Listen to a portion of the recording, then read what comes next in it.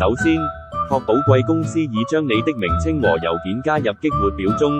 一旦加入，你將會自動獲得激活郵件。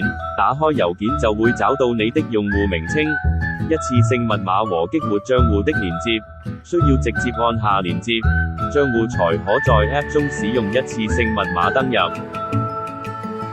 如你沒有激活郵件中的連接， App 會提醒你還沒有成功激活帳戶。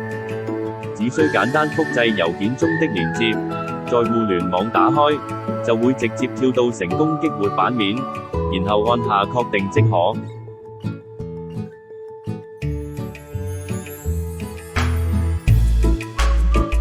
成功第一次登錄後，就會需要你填寫基本的信息。第一次登錄時，除了需要填寫基本信息，亦可讓會員加入自己的新密碼給往後使用。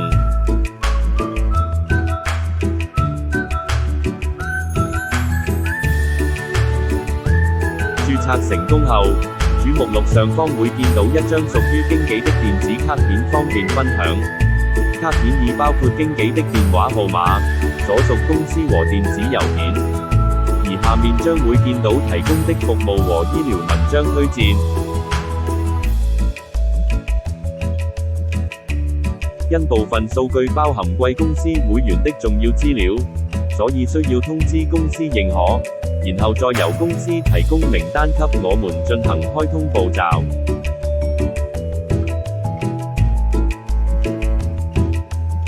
如你需要加入電話通訊錄中的聯絡人，可從右下角的通訊錄按入新朋友，然後按下搜尋電話中的聯絡人。